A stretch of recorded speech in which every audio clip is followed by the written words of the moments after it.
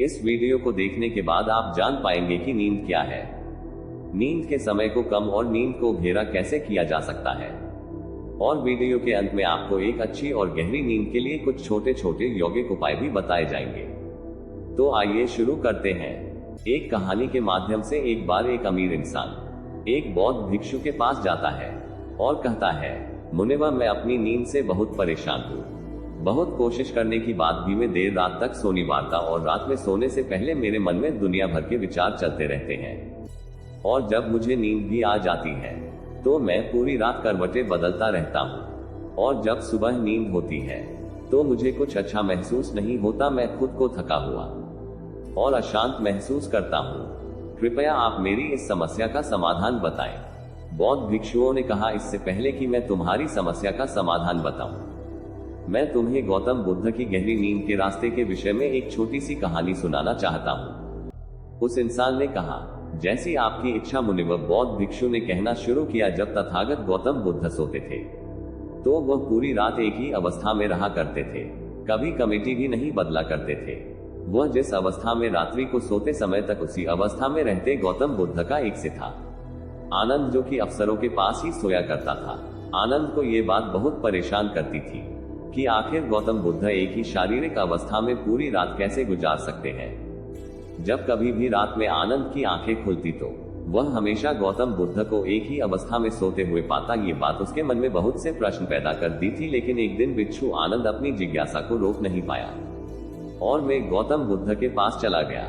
उसने मध्य रात्रि में ही गौतम बुद्ध को नींद से जगा दिया और कहा था, अगर मुझे क्षमा करें, मैं जानता हूँ कि आपसे प्रश्न पूछने का ये सही समय नहीं है, क्योंकि आप पूरे दिन चलते रहते हैं और लोगों को धर्म का ज्ञान देते हैं, वह उनकी समस्याओं का समाधान करते हैं। लेकिन मेरे अंदर की जिज्ञासा इतनी बढ़ चुकी है कि मैं सुबह तक का इंतजार नहीं कर सकता, इसलिए आप मेरे प्रश्न का उत्तर देकर मेरी जिज्ञासा को शांत करें। भिक्षु आनंद ने आगे कहा, मैं पिछले 20 वर्षों से आपके साथ हूँ और ये देखता आ रहा हूँ कि आप पूरी रात केवल एक ही अवस्था में गुजार देते हैं। अब जरा सा हिलते डुलते भी नहीं, तो क्या आप सच में सोते हैं या फिर आप सोते ही नहीं? गौतम बुद्ध आनंद की तरफ देखकर मुस्कुराया और कहा, मैंने अपने लिए सोने की सही अवस्था ली है। अब सोते समय मुझे हिलने की आवश्यकता नहीं है। मैं नींद की अवस्था में भी जागृति रहता हूँ, जबकि मेरा शरीर हो जाता है, लेकिन मैं जागृत रहता हूँ। प्रश्न यह नहीं है कि नींद की अवस्था में शरीर हिलता है कि नहीं, शरीर क्यों एक स्थिर अवस्था में रह नहीं पाता। असली कारण तो मन ही है, जो शांत और स्थिर नहीं रह पाता, और यही कारण है कि नींद की अवस्था में भी हम अपने शरीर को पिलाते रहते हैं। लेकिन मैं इन सब चीजों से परे आ चुका हूँ। मेरे अंदर मन जैसा कुछ बचा ही नहीं। जब मैं सोने जाता हूँ तो मेरा शरीर बस एक मृत शरीर की भांति हो जाता है, मन जैसा कुछ बचता ही नहीं। आनंद, क्या तुमने कभी किसी मृत शरीर को अपनी अवस्था बदलते हुए देखा है? यह तो केवल हमारा मन ही है, क्योंकि हमारी गहरी नींद की अवस्था में भी यह सब काम करवाता है। एक बार मन स्थिर हो जाए, मन शांत हो जाए, तब तुम्हारा शरीर गहरी निद्रा में चला जाएगा, लेकिन तुम भीतर से जागृत हो गया। भीतर से तुम सब कुछ अनुभव कर हुए सोने के बाद भी तुम्हारी जागरूकता एक छोटे से जलते हुए दीपक की तरह लगातार प्रचलित रहेगी। कहानी खत्म करने के बाद बौद्ध ने उस अमीर इंसान से कहा, एक जागृत इंसान न केवल अपने शरीर को पूरी जागरूकता के साथ देखेगा, बल्कि वह अपने मन को भी पूरी जागरूकता के साथ दिखता रहता है। एक जागृत आदमी सामान्य आदमी की तरह नहीं सोते। जब सामान्य आदमी होता तो वह अचेतन हो जाता है, उसे अपने आसपास का भी पता नहीं होता, इसलिए तो वह अपने सपनों का भी चुनाव नहीं कर पाता। लेकिन जब एक बुद्ध व्यक्ति होता है तो वह जागरूक होता है। जैसे सुबह आंखें खुली होती है, वैसे ही बुद्धि व्यक्ति की नींद में भी होती है। इसीलिए ऐसा कहा जाता है कि वह व्यक्ति कभी सोते नहीं है। जब एक आम इंसान सोने जाता है तो उसे नहीं पता चलता कि वह कब सो जाता है। लेकिन यदि तुम जागने और सोने के बीच के उस छोटे से पल में, जब हम सोने के एकदम करीब होते हैं, जागृत रह पाए, तो कुछ अद्भुत घटित होगा जो तुम्हें जागरूकता और करीब लाता जाएगा। यह सुन उस इंसान ने कहा, उन्हीं पर मुझे इतनी गहरी अध्यात्म की बातें समझ नहीं आती। कृपया आप कुछ आसान शब्दों में है कि मुझे आसानी से गहरी नींद क्यों नहीं आती? बौद्ध भिक्षु ने कहा, देर रात तक जागने और आसानी से गहरी नींद न आने की 5 कारण है। पहला कारण, बिस्तर पर सोने के अलावा भी अन्य काम करना, जैसे कि बहुत से लोगों की आदत होती है कि वह बिस्तर पर ही खाना खा लेते हैं, बिस्तर पर ही पढ़ाई करने बैठ जाते हैं, और ऐसे ही बहुत से काम वह अपने शयन कक्ष में करते। शयन कक्ष का अर्थ ही होता है सोने की जगह, लेकिन लोग इसे अन्य कामों के लिए भी प्रयोग करते हैं, जिससे हमारे मस्तिष्क में शयन कक्ष का एक निश्चित अर्थ नहीं रह जाता है। इसलिए फिर जब हम बिस्तर में सोने जाते हैं तो हमारा मन पूर्ण रूप से इस बात को स्वीकार नहीं कर पाता कि अब हमें सोना है, क्योंकि आपने इसकी उसी जगह पर अन्य कामों को करने की आदत डाल दी है। दोस्तों, अगर आज के समय के अनुसार बात करें तो हम फोन भी बिस्तर पर लेटकर चलाते हैं, ऑफिस का काम ही बिस्तर पर ही करते हैं, चाहे मूवी देखना हो, खाना खाना हो, वीडियो गेम खेलना हो या कप पैमाना हो।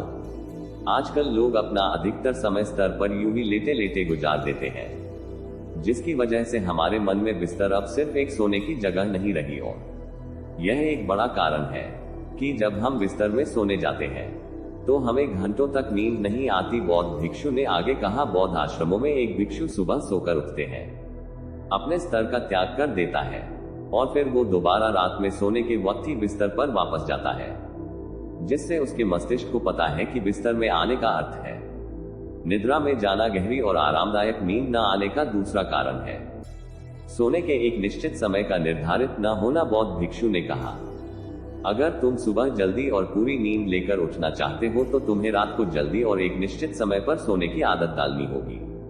बौद्ध आश्रमों में रहने वाले भिक्षु हमेशा ही एक निश्चित समय पर सोने से कुछ घंटे पहले हल्का और आसानी से पचने वाला भोजन ग्रहण करते हैं और रोज रात एक निश्चित समय पर सोने चले जाते हैं। तो इस तरीके से वो एक निश्चित दिनचर्या का पालन करते हैं। दोस्तों, अगर हम अपनी आज की लाइफस्टाइल की बात करें तो अधिकतर लोगों का न तो सोने का समय फिक्स है और न ही उठने का, और न ही वह इस बात का ध्यान रखते कि रात का खाना हल्का और जरूरत से कम होना चाहिए, बल्कि उनका तो मीन खाना ही रात को होता है। वीकेंड के दिन वो देर रात तक जागते हैं, क्योंकि अगले दिन कोई काम ही है। अगर रात में मूवी देखनी शुरू कर दी तो चाहे कितनी ही रात हो जाए, वह भी पूरी करने के बाद ही सुने जाएंगे। समय और जीवन में कोई सामंजस्य और नियंत्रण ही नहीं है।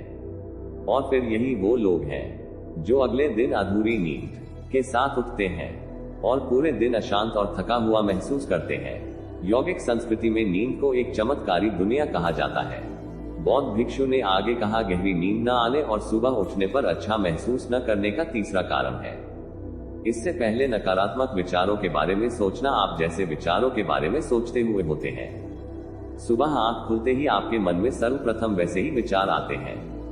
इसलिए जब आप नकारात्मक विचारों के साथ सोते हैं तो सुबह आप उन्हीं के साथ उठते भी हैं। बिस्तर में लेटे हुए जब हम बिल्कुल सोने वाले होते हैं तब हमारा अचेतन मन सबसे ज्यादा सक्रिय होता है और इस समय जैसे विचार हम अपने अंदर पैदा कर रहे होते हैं, हमारा अवचेतन मन सीधे उन विचारों को ग्रहण कर लेता है और उन्हें वास्तविकता में लाने की कोशिश करता है। हमारा अवचेतन मन अच्छे और बुरे विचारों में चुनाव नहीं कर सकता। इसे यह नहीं मालूम कि हमारे लिए क्या अच्छा है और क्या बुरा, ये तो बस प्राप्त सूचनाओं पर काम करना शुरू कर देता है। इसीलिए हमें सोते वक्त अपनी समस्याओं और नकारात्मक विचारों के बारे में सोचने की बजाय उन अच्छी चीजों और कामों के बारे में सोचना चाहिए जिन्हें हम अपनी जिंदगी में पाना चाहते हैं। हमेशा ही रात में सोने से पहले और सुबह उठने के बाद उन चीजों के बारे में विचार करें जो आपकी जिंदगी में एक सकारात्मक बदलाव ला सकती है। अच्छी और गहरी नींद न आने का चौथा कारण ही गलत तरीके से सोना। बौद्ध भिक्षु ने कहा, तुमने सुना होगा कि भारत में अक्सर कहा जाता है कि उत्तर दिशा की तरफ सिर करके सोना। ऐसा इसलिए होता है क्योंकि जब हम उत्तर की तरफ सिर करके सोते हैं तो पृथ्वी के चुंबकीय खिंचाव की वजह से हमारे शरीर का बहुत सा रक्त मस्तिष्क की तरफ जाने का प्रयास करता है और मस्तिष्क में पाई जाने वाली नसों का बहुत पतला होने के कारण उनके फटने का खतरा बढ़ जाता है। और अगर कोई इंसान काफी बुजुर्ग और कमजोर है तो उसकी मृत्यु भी हो सकती है। लेकिन आमतौर पर उत्तर की तरफ सिर करके सोने वाले लोग जब सुबह उठते हैं तो वह अपने सिर में एक तनाव सा महसूस करते हैं और उन्होंने पूरी रात बेचैनी वह करवट बदल बदल कर पिटाई होती है। दूसरी गलती है जो लोग अपने सोने की अवस्था में करते हैं वो है कि वह बस किसी भी तरीके से सो जाते हैं। वह इस बात का ख्याल नहीं रखते कि उनकी रीढ़ की हड्डी सीधी है कि नहीं। लोग अक्सर पेट के बल या कैसे ही सो जाते हैं, जबकि हमें कोशिश की करनी चाहिए कि या तो हम सीधे में या फिर अपने बाएं तरफ करवट लेकर सोना, इससे शरीर के अंगों पर अतिरिक्त खिंचाव नहीं पड़ता। सोते वक्त ज्यादा मोटे गद्दे का प्रयोग ना करें, क्योंकि इससे आपकी रीढ़ की हड्डी मुड़ती है और गहरी नींद में रुकावट आती है। साथ ही ज्यादा मोटे तरकीब कभी प्रयोग ना करें, क्योंकि इससे आपकी गर्दन ज्यादा मुड़ती है और आपका शरीर तनाव महसूस करता है और यह आपकी गहरी नींद में रुकावट का कारण बनता है। देर रात तक नींद ना आने और रात भर नींद में बेचैन रहने का 5वां कारण है बहुत अधिक मात्रा में और देर से पचने वाले भोज्य पदार्थों का सेवन करना। अगर आप रात में भारी और अत्यधिक तेल युक्त पदार्थों का सेवन करते हैं तो इससे हमारी नींद में भी व्यवधान पड़ता है, क्योंकि इन पदार्थों को पचने में काफी ज्यादा समय और ऊर्जा लगती है। इसलिए अगर आप ऐसे पदार्थों का सेवन करते हैं तो कोशिश करिए कि उन्हें सोने से लगभग 3 से 4 घंटे पहले ही खा लीं।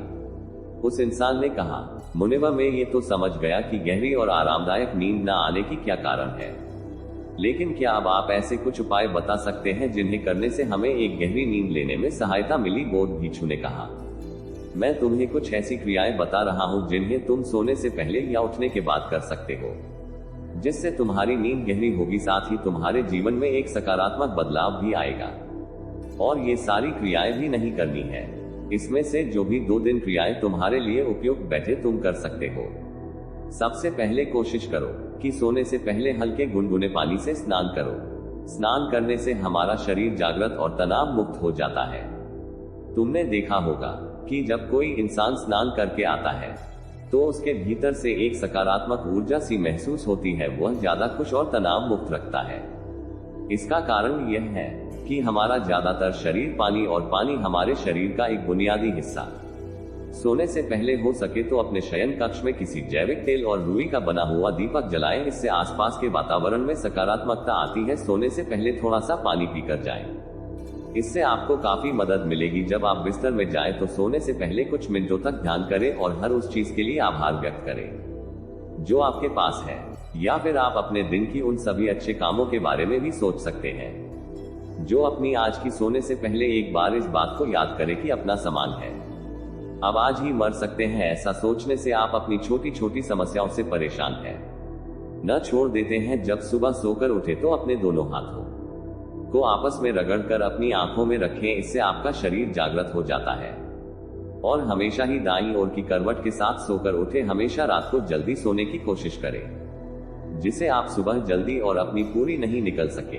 तो ये तो कुछ तरीके जिनके प्रयोग से तुम अपनी नींद को गहरा और आरामदायक बना सकते हो। उस इंसान ने बौद्ध भिक्षु को उनकी इसके लिए धन्यवाद कहा और वहां से चला गया। भारत के सबसे स्वच्छ शहर इंदौर में प्लॉट और घर लेने के लिए हमसे कांटेक्ट करें 9555924883 दिए गए मोबाइल नंबर पर कॉल करें। अधिक सोचिए मत कॉल करिए और ऑनलाइन ही अपना प्लॉट बुक कीजिए और अपने फ्यूचर को ब्राइट बनाएं। और चैनल पर नए हो तो सब्सक्राइब जरूर करें। धन्यवाद।